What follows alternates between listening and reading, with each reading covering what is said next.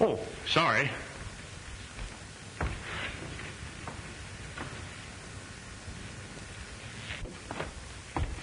Oh, I gotta see the chief. Oh, but this is important. Manelli won't mind, will you? No, he won't mind. Well, I thought I sent for Lieutenant. Well,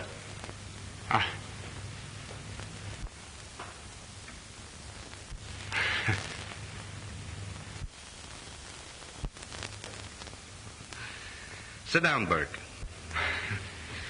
Thank you. What's on your mind? Maybe I can help you.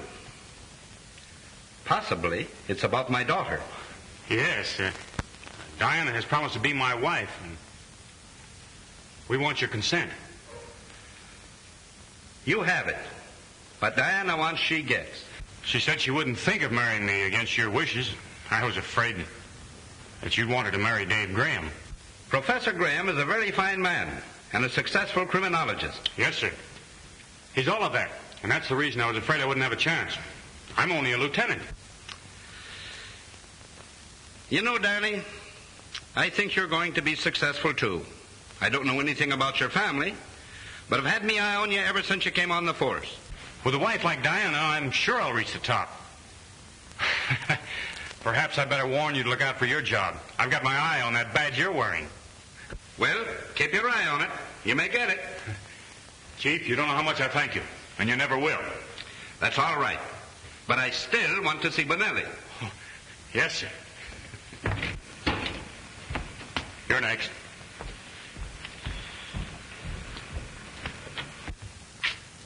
Good morning, Chief. Bonelli, there's too many brawls in your district lately. Almost every night there's a knifing. You know, I got a tough district to handle, Chief. Maybe you can't handle it. Sure I can. All I want is a little more time. I got everything pretty much under control. You know, there's two factions down there. And? How'd you like to go back wearing a patrolman's uniform? Well, I don't like that, Chief. Then listen, Bonelli. From now on, I want you to arrest every man down there that looks like he might know what a knife is. Now, that's all. Get out. Send Finnegan in. Yes, Chief.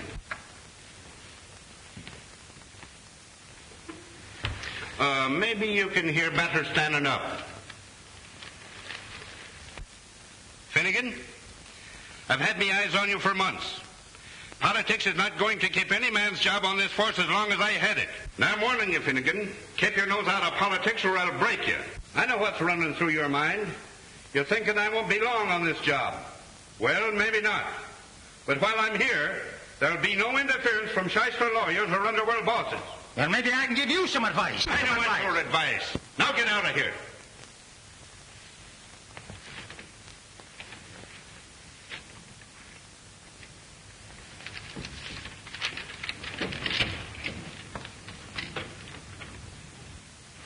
Miss Ryan, send Laban in, please. Yes, sir.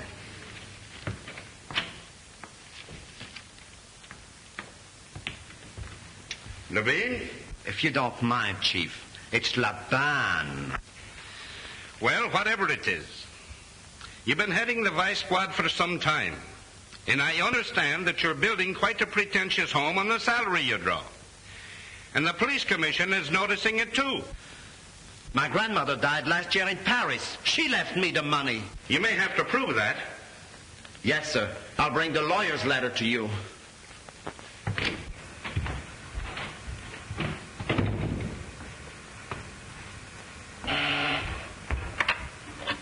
Yes, Chief. Get Captain Withers for me, please. Yes, sir. Captain Withers, you're next.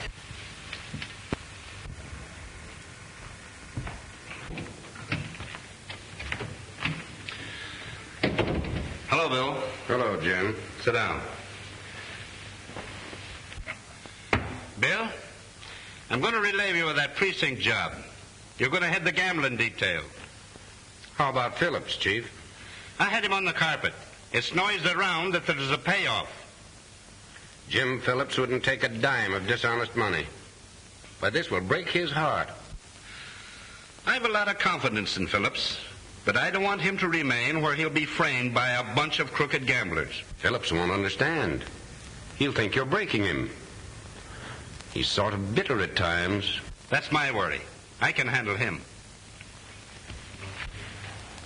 When he gets through, he'll have every man on the force down on him. Hey, Withers? I guess the chief knows what he's doing. And maybe you benefited by it. That's why you talk that way. Listen, Perkins. Officers who have done their duty don't have to be nervous about what the chief does. He's got the whole department boiling. There's a dozen fellows would like to be pallbearers at his funeral. Miss Ryan, will you come in, please?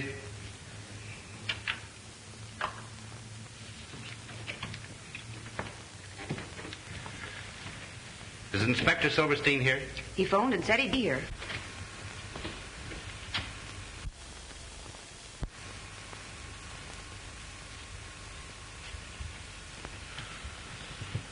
What is it, a shake-up? Shake up and down. As I was saying, Mary Ryan's got one of those red-hot Irish tempers. And as a policewoman, she packs a gun. If Sullivan thinks he can go gallivanting around with her daughter late at night and bring her in at all hours of the morning... Kathleen Ryan's the chief's secretary. And they...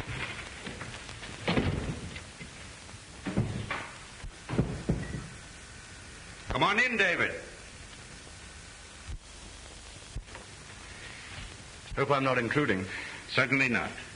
Would you mind waiting in my private office? Thanks.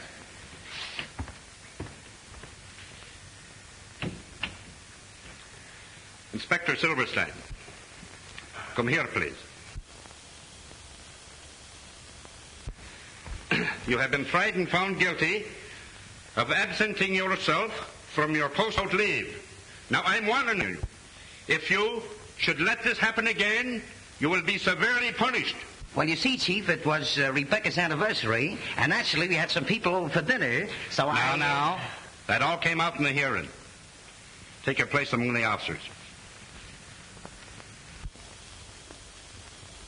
Gentlemen, I am proud to say that we have one of the finest police forces in the country. I know it's not 100%, but I don't know of anything that is. I have seen fit to make some changes today for the benefit of the department in general and officers individually. Some of you may not like it. If not, I'm sorry. I want to congratulate you on having solved a large percentage of crime. Furthermore, I want you to make this town so hot for the crook that he'll find it an unhealthy place to nest in. Do your duty.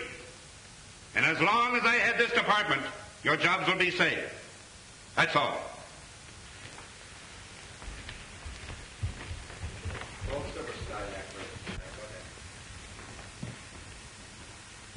Inspector Silverstein.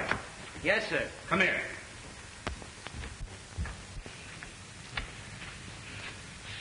Tell Rebecca that I'm sore because she didn't invite me to her party. Also tell her that I'm dropping by some evening soon for gefilte fish and matzo balls.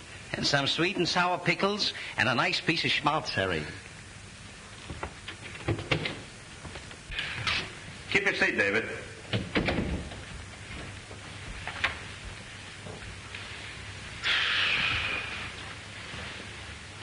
Will you have a cigar? No, thanks. I prefer my own. Here, try one. Thanks. Oh, you're still making them yourself, I see. Of course, my pet hobby.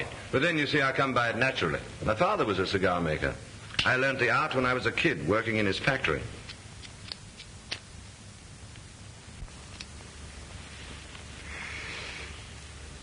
If I were a woman, I think I should go in for very expensive perfumes. But as it is, I have to content myself with fine imported tobacco and roses. course, you've heard of Diana's engagement. Sorry, David. But since it wasn't you, I'm glad she chose Burke. He's a clean young fellow. I agree with you. Of course, I wish you'd shown a little better judgment and chosen me, but as it is, I wish them all the luck in the world. That's very kind of you. The next best thing to a winner is a good loser. And I'm sure Diana will always have the greatest respect and affection for you. That will always be my feeling towards them both. Come in. Dr. McNeil from the insurance company. I'll be going. No, that's quite all right. Send him in, please.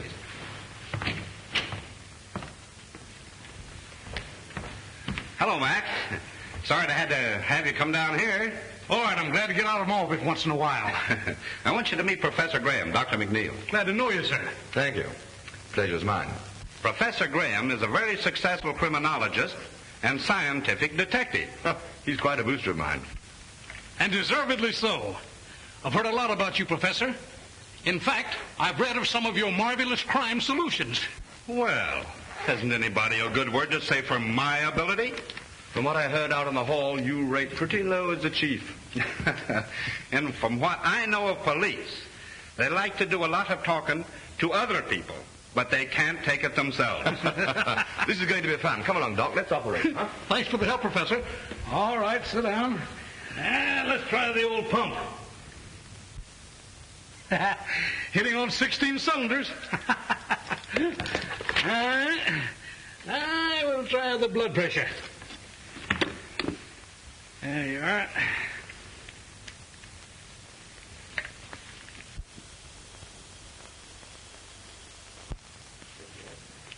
Normal.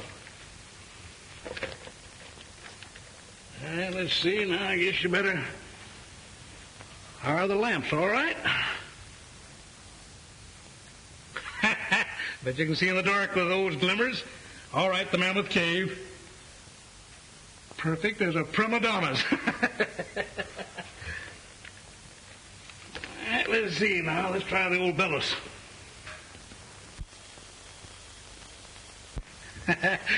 Good enough for a blacksmith's forge. You sure I'm not too good to live? I know.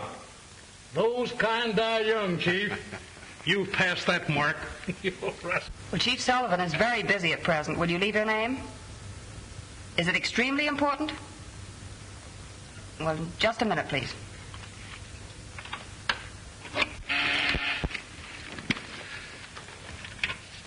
Yes? There's a party on the wire who won't leave a name. Says it's urgent. Chief Sullivan speaking. Who is this? I no time for cranks like you. Yes, sir. Trace that call, Miss Ryan. Yes, sir. Operator, can you trace that call? Well, Doc, you probably won't think I'm such a good risk now. Fella just threatened my life. Second time it happened this week. Well, you certainly take it casually enough. He'll probably follow it up with a threatening letter and then annoy somebody else. You should have traced that call while he was still on the wire. Didn't I tell you knew his stuff? Yes? The man's hung up, and you know how many calls we have. All right, thanks, Miss Ryan. And goodbye, Chief. Goodbye. Hope you don't collect soon. Thank you. See you again, Professor. I hope so, Doctor.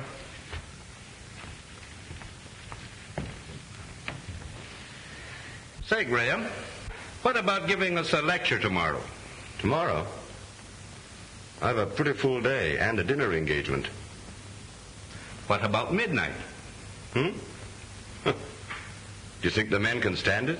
The kind of lecture I'll want, they'll like. What kind is that? Well, you see, we'll parade a number of criminal types in the show-up room. People you've never seen. Oh, yes. And I'm to guess their criminal records from their personal appearance. Is that the idea? Sure. Say, that's rather putting me on the spot, isn't it? Suppose I should miss. You won't. It'll help the officers to pick out suspicious characters at a glance. Will you do it? Okay, I'll be there. Did you want something? Yes. I want you to go home and quit working nights. Well, it can't be done, Chief. Well, you see, there's a lot of correspondence to get out and filing to do. I'll be here till midnight. Out with it, young lady. Mother's terribly suspicious. Of us? Yes. That gambler, Gus Armstrong, saw us together last night, and he's stirring up trouble. Huh. Sore because I raided his joint, huh? Oh, I'm sorry I told you. But I just don't know what to do about Mother. She's furious. No. Don't cry. Don't cry. I tried to make her understand that there wasn't anything between us, but she just wouldn't believe me. That's all right. Maybe we can make her understand. You can't talk me out of anything, Jim Sullivan. But you don't understand, Mrs. Ryan. Oh, yes, I do. Only too well. And you telling me all the lies. You're not fit to live in a decent home. If the law can't take care of this, I can. You're going to do what any decent man would. Well, you must be out of your head.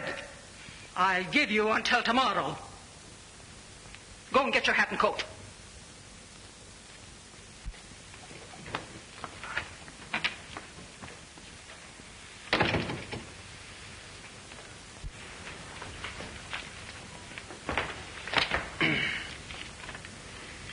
Calling car 71, car 71. Go to 22nd and St. Anne Street. 22nd and St. Anne Street. A barking dog. Calling car 36, car 36. Go to 59th and Rampart. 59th and Rampart. A drunken man beating up his wife. That is all.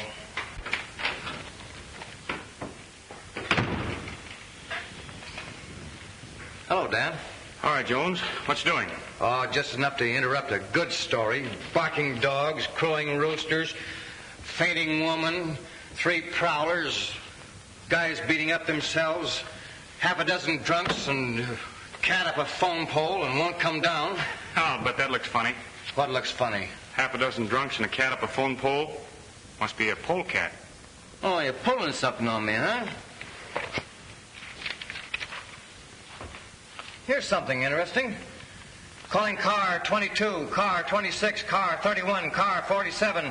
Disregard all other calls. Go to 72nd and D Street, 72nd and Weaver Street. Bank holdup. Bank holdup.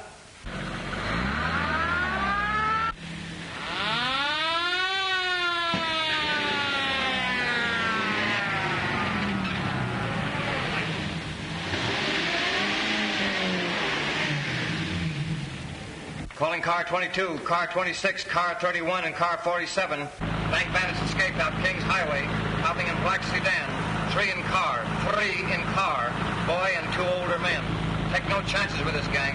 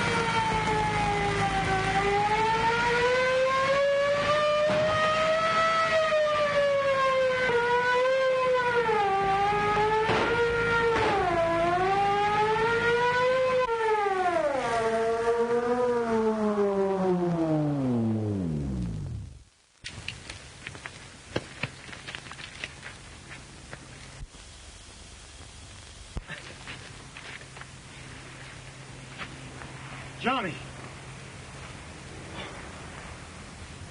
Take a look at those other 2 fellows. All right.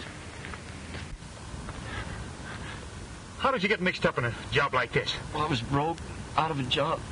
They said there wouldn't be any shooting. Oh. Thanks, Daddy. You should have come to me. I don't want to go to prison. They might even hang me. They can't do that, Johnny. Well, those two won't do any more hold-ups. Listen, go call an ambulance, quick. All right, I will. I feel kind of funny.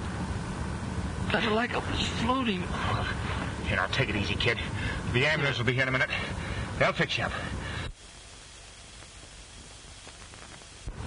I feel pretty good now.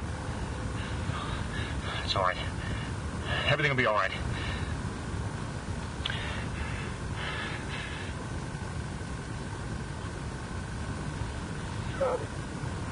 Johnny. Johnny.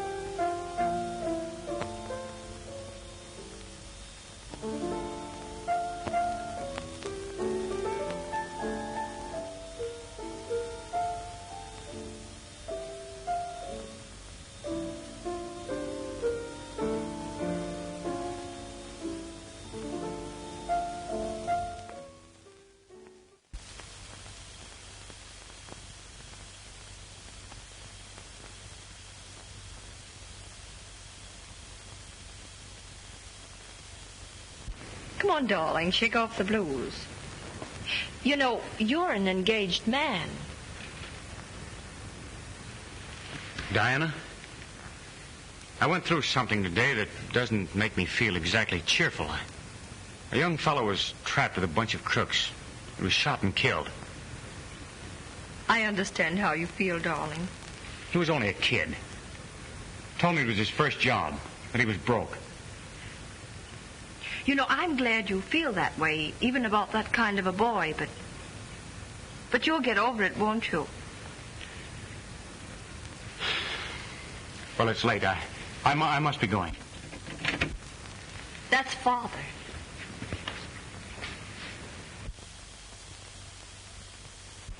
Hello there. Hello. It's a nice piece of work you fellows did today, Burke. Thanks. I was just saying good night, Chief. Would you mind waiting a few minutes? I'd like to talk with you. Well, I'd be glad to. I'm a little tired.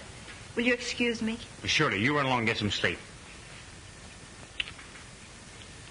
Good night, Father. Good night, Jane.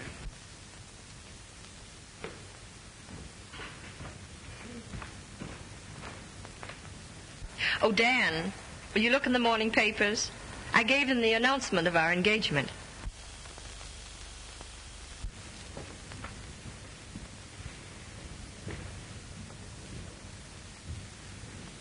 Sit down.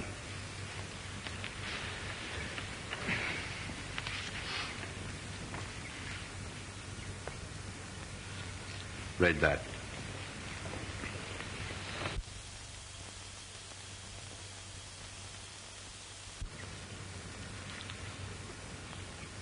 Of course, Dan, you'll release my daughter from the engagement. Release? Release Diana? Yes. 'Tis the only honorable thing you can do. But I love her. All the more reason why you should free her from a compromising situation. But I can't understand why I should be blamed for something my brother did. Then why did you deliberately conceal his identity? Because I knew the people wouldn't understand. Even Diana might not. I like you, Burke. Liked you well enough to give my consent to your marriage to my only child. Please understand me. It isn't because your brother was killed. I'm very sorry that happened. Duty is a hard work. But his being a criminal makes it impossible. But Johnny wasn't a real criminal. He was forced into it. He's only a kid. You know the law, Dan. A man was murdered, and he participated in the crime. Why, everybody would point out Diana as the wife of a man whose brother was a murderer. I'll tell Diana and let her decide for herself. You've already deceived her once by not telling her the truth. Well, I'll not release her. Yes, you will, Burke. You'll not trick my daughter into any marriage like this. You can do anything you like, but it won't do you any good. I love Diana, and she loves me. And nobody is going to come between us. Not even you, Chief. What are you two quarreling about?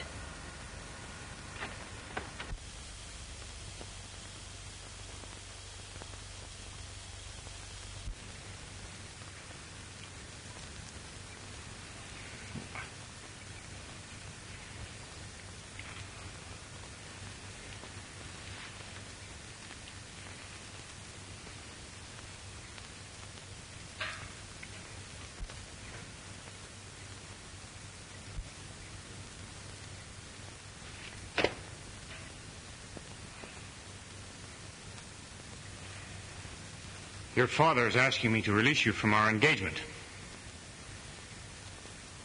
Diana, you'll be fair. You love me, darling. I don't know what to say. Please let me think things over. I tell you, Burke, you'll never marry her as long as I'm alive.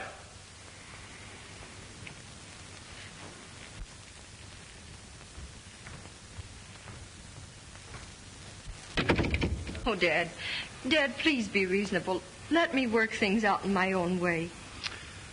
I don't want you to marry into a family with a criminal record. It isn't that, Dad. What hurts me is that the man I love tried to deceive me before our marriage. Diana, why don't you pack up and take a little trip somewhere? Bermuda, Miami, or anywhere. No, darling, I think I'll just go out for a little ride, and don't you wait up for me. It's not safe for you to ride around this time of night. That's not very complimentary to your department's efficiency, is it? You're not going to see Dan Burke? No. No, I'm not. And that's a promise. All right. Good night, dear.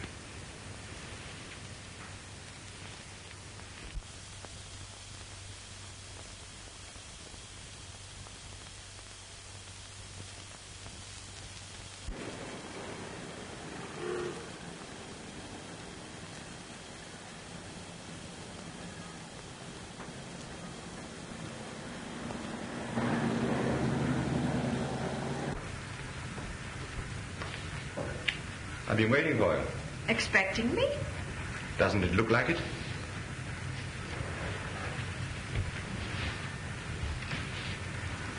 I suppose you also know why I've come here. Certainly. I read the evening paper. That'll brace you. David, what am I going to do? You know perfectly well what you're going to do. Only being a woman, you won't admit it. Well, I know. You're going to marry Danny Burke, and you'll be perfectly right. Why are you so sure? Well, after all, he isn't to blame for this tragedy in his family. But why didn't he tell me? Why did he hold things back from me? Try and realize what's running through the poor fellow's mind. He's engaged to a girl whose father happens to be the chief of police and has given his consent thinking he's going to have a son-in-law he'll be proud of. And then what happens? In the discharge of his duty, he's shooting it out with a bunch of gangsters and discovers that one of them is his own brother. His brother's fatally shot, and he thinks that no one is aware of his identity. Now, what's he going to do? If he tells you or your father, it means an end to all this happiness. Thank you, David. You're awfully sweet. Oh, thank you.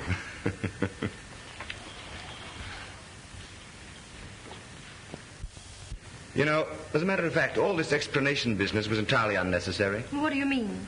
You would have made the same decision through the proverbial intuition of your sex. Good night. Good night, dear.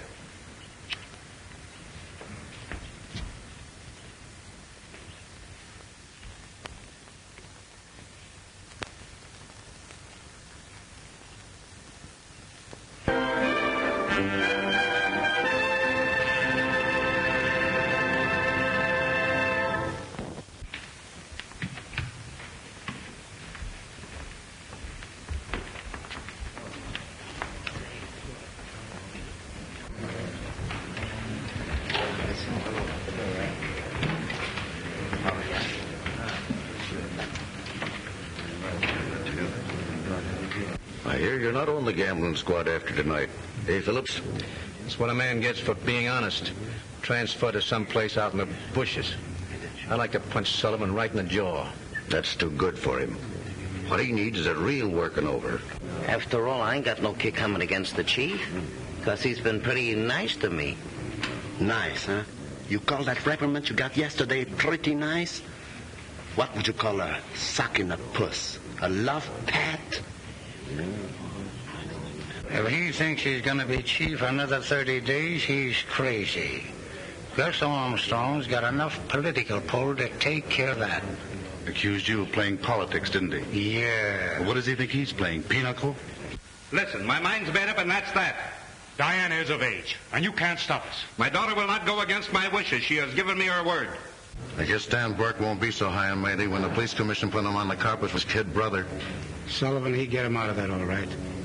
Burke is going to marry the old man's daughter. Yeah, you got another guess coming. You think Sullivan's going to take on a son-in-law that had a bandit brother? Did you hear about Mary Ryan and the chief? Got wise that Sullivan take her out, huh? I was talking to the janitor last night. He said the old lady was threatening the chief, said he'd have to marry Kathleen or else.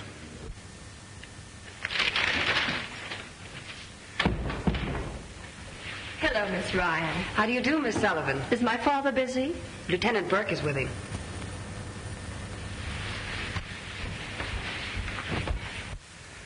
And that's final, Burke. Not with me. Hello, Danny. Hello, Father. Hello, darling.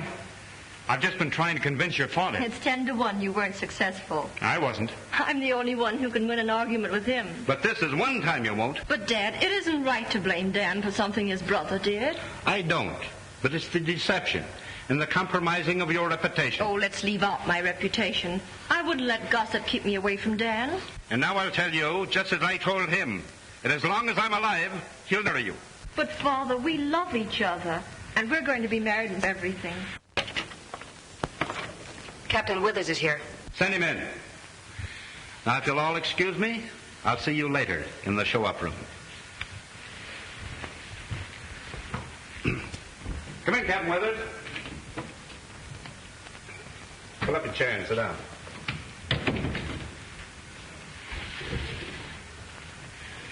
You saw the newspaper stories? Yes, Chief. I want you to tip me off if Burke and Diana try to get a marriage license.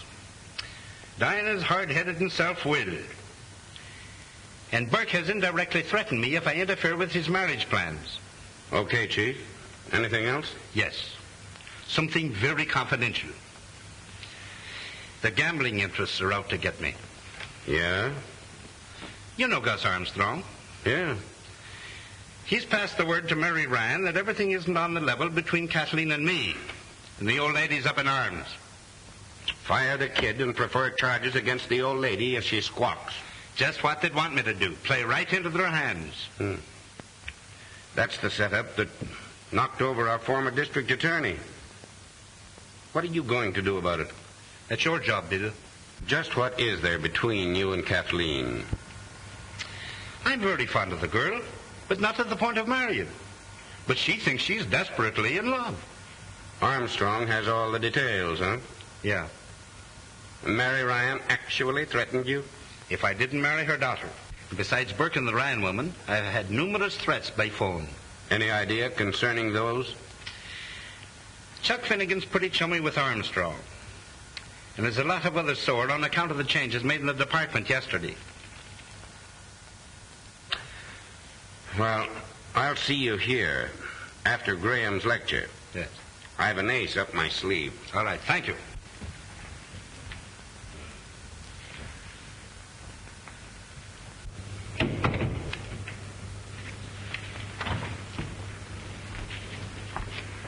Do you mind if I hear Professor Graham tonight? You better go home, Kathleen. It's late. But I have to wait for Mother. All right. But be careful. I will, Chief.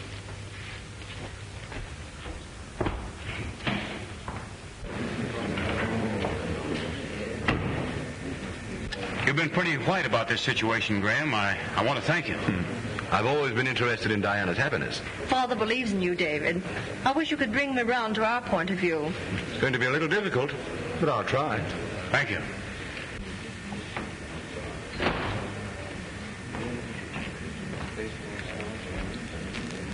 Professor Graham, would you mind sitting over here next to Chief?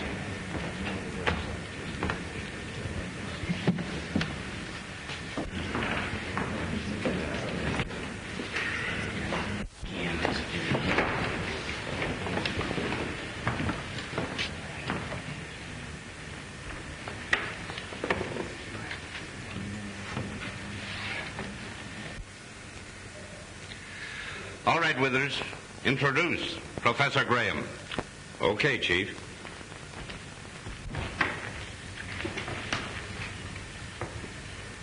Ladies and gentlemen, we have with us one of the world's outstanding criminologists. Most of us know him as a personal friend who has helped the department solve some of its most baffling problems. Tonight he will talk on the physical characteristics of the various types of criminals. He will illustrate his talk with a number of prisoners whom he has never seen before. As the prisoners are paraded by him, he will classify them by their physical characteristics. We shall see whether the deductions agree with our records. Ladies and gentlemen, Professor David Graham.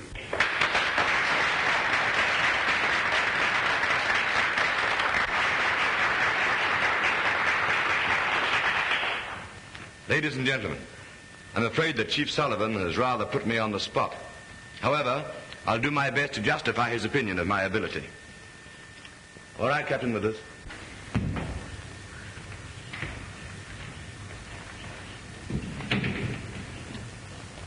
Duped into crime. Charge. Arrested on suspicion of theft. Record. Served 2 years in state reformatory. 18 months in the Good Shepherd Home for the feeble-minded. Oh, come on.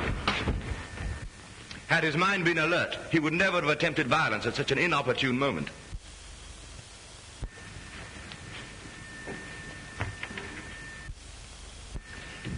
This type plays a major role in modern crime.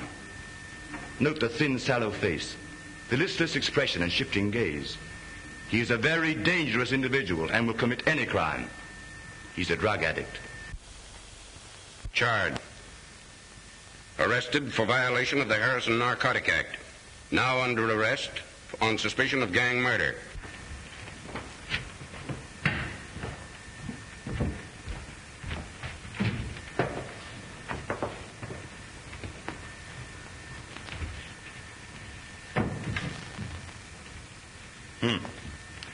The larger girl is aggressive. If started on a life of crime, she would actively participate with male criminals, drive a bandit car, act as might possibly use a lethal weapon. The smaller girl has no initiative, just prefers the easy life. Charge. The taller girl arrested on suspicion of robbery, known to be a gambler's moll. The smaller girl arrested on a vagrancy charge.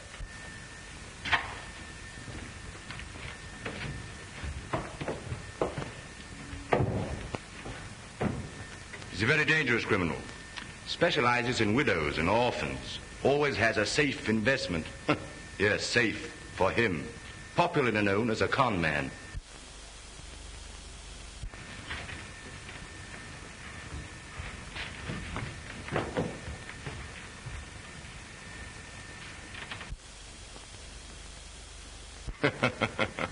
Not a criminal type at all. I wouldn't mind having a dinner date with her. That is, if she'd accept the date. Maybe you'd better introduce us first, Captain Withers.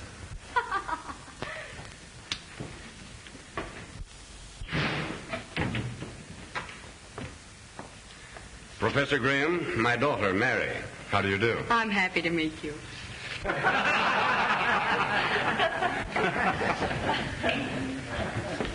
Well, was your dad in on this deal to baffle science? No, it was my own idea, wasn't it, Father? Come on, darling, wake up. The show's over. A very interesting lecture. You seem to have lulled the chief to sleep beautifully.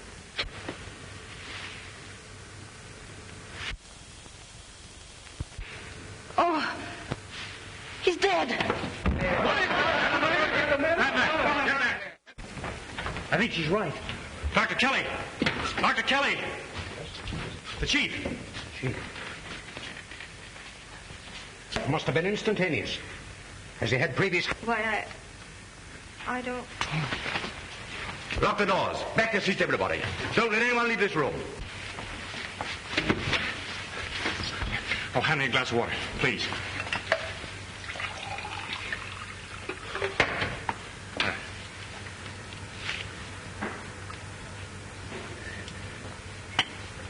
Mike. Are you all right, Diana? Yes, I'm all right. Oh, come here. This man has been murdered, and the killer's right here in this room.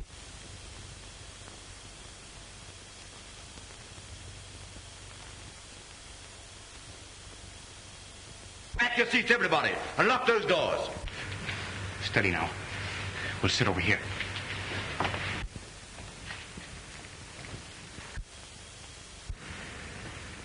Looks like a plain case of heart attack.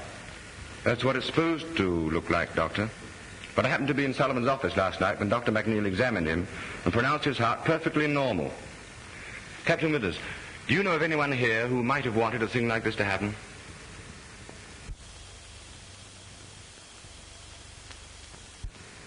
Yes, a dozen of them. Including a woman. Stay away from there. He's no good to you now. Clue number one. I'd have been willing to sign a death certificate without an autopsy. I'd have said angina pectoris.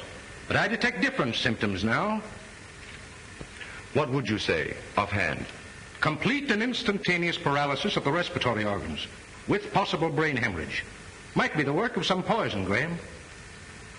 Do you know the poison that would work this? Yes, just one. In civilized countries, it's known only to a few chemists and scientists. It's distilled by jungle Indians from the upper reaches of the Amazon. Fierce little pygmy tribes with only the crudest of weapons. They dip their darts into this poison and then propel them through blowguns. Since Chief Sullivan was seated in the front row, the dart, if there was a dart, must have been fired from back of him. It ought to be easy to determine that.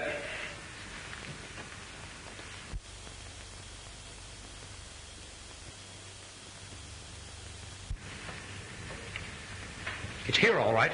An ordinary sewing needle. Oh, be careful, Doctor. The point may still be deadly. How would you say it was injected? By hand? No. I should say blown through a tube. What sort of a tube? Oh, any small type. Possibly a cigarette holder. What would you suggest? That a preliminary autopsy be performed immediately. After that, a person-by-person search for the instrument of death. Then, a thorough investigation into the motive of the crime. I will ask Lieutenant Burke to stand by with Professor Graham and myself. And I want everybody in this room to watch the persons next to them in case the killer tries to dispose of the weapon. Then one by one, I'm going to call you to come up here and empty all your belongings on the table.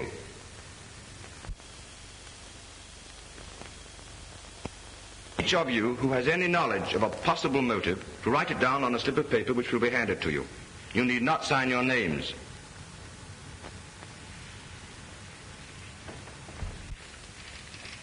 The other side, too, number.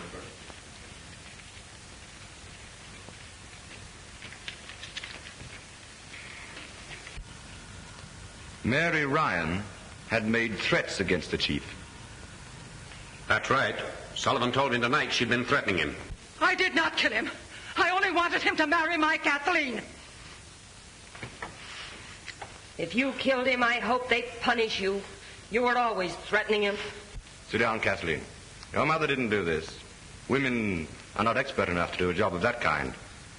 They kill rather crudely.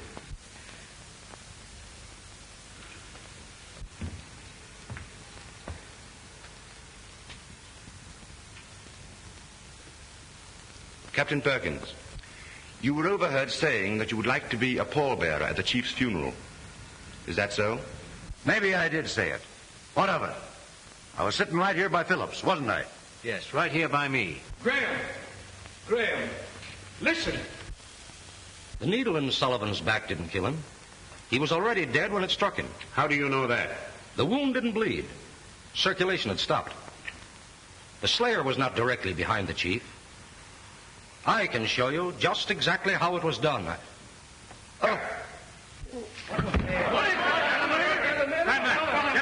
Get back there and sit down. I'll take charge of this. Francie, Davis, carry him back to his room. Come on, grab his shoulders. Easy. Now listen. If I don't locate the killer within the next 10 minutes, I'm going to arrest everyone in this room and give them a grilling and make the third degree look like a petting party.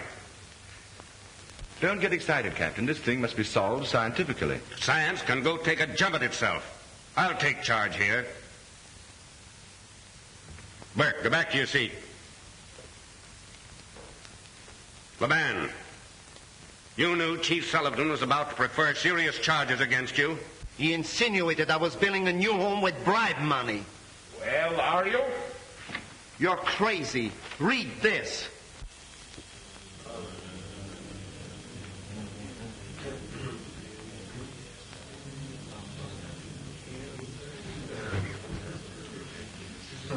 I told the chief I'd bring a letter to prove that I inherited the money.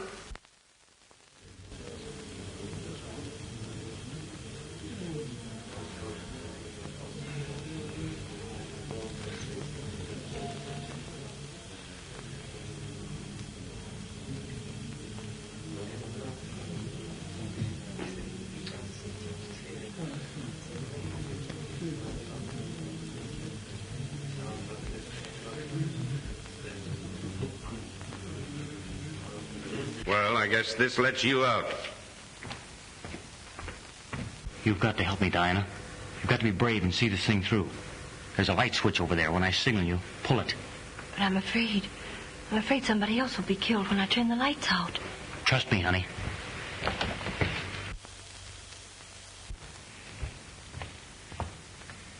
Graham.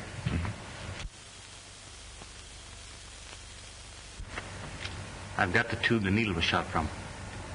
Oh, you have you? And also the perfect solution to the crime. So have I. All right, take him with us. There's your man. What? Burke, you're under arrest. Oh, just a minute. Turn on those lights. Turn on those lights. Someone has killed Burke. Daddy! Get back. Get back. Stay back where you belong. Daddy! Listen, Diana. He killed your father. He killed him because he was opposed to your marriage. Then he killed Dr. Kelly to cover up the first crime. You see, he'd known for the past half hour that I had the evidence on him. He took the only way out. Killed himself with his own poison. You'll find the deadly tube in his pocket, cleverly concealed in a cigar.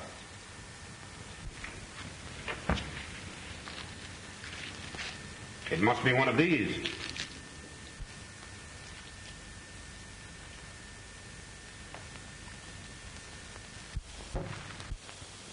You see? Well, I don't think you need much more evidence. You might as well dismiss the others.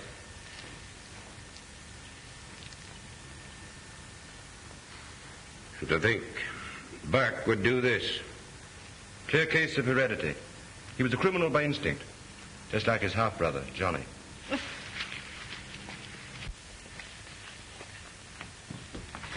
Take your hands off that girl, Graham, and keep 'em up high off that cigar. This looks too much like the cigar you planted on me. I knew you'd try to shoot one of your poison darts at me when you learned I had the goods on you. That's why I put the glass tabletop between us when the lights went out. Then all I had to do was play dead while you gave one of your scientific explanations. The real explanation of why you killed Chief Sullivan and Dr. Kelly. You find a poisoned thorn in the sleeve of Chief Sullivan's coat. It fits on the stem of this rose in his lapel. Well, what gets me is why he fired the needle in the chief's back when he was already dead. Evidently to plant suspicion on somebody sitting behind the chief. That somebody being myself. This is the cigar he had when he tried to kill you, but there's no metal tube in it. Then there must be a hollow tobacco stem in it that would be consumed when he smoked. Didn't I tell you last night that a mere man hasn't a chance against a woman's intuition?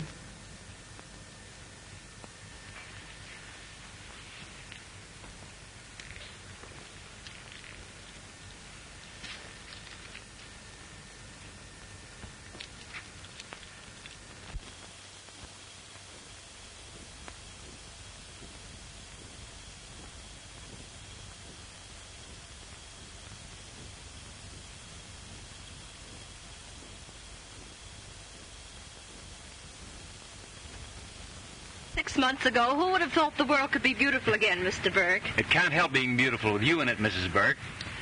Oh. Ouch! The spread isn't spread yet, old dear. Well, I guess I'm too lovesick to eat anyway. I'll remind you of that tonight when you have an old-fashioned tummy ache from gobbling up more than your share.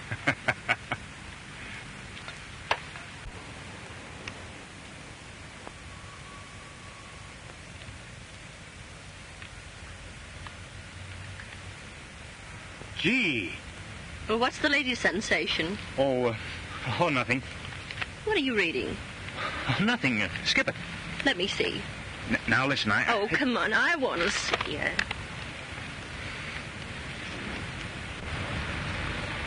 Well, you know, it's far better that way.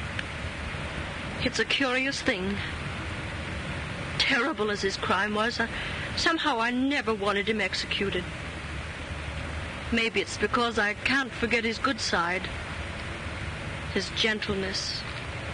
His sympathy. Oh, Dan, why did he have to do it?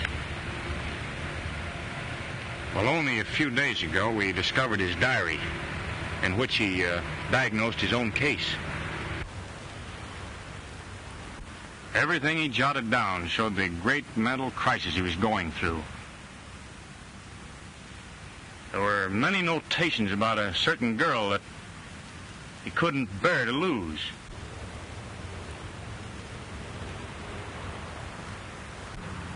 Well, his mind became possessed with the idea of staging a perfect crime to defy solution and enable him to win back this girl.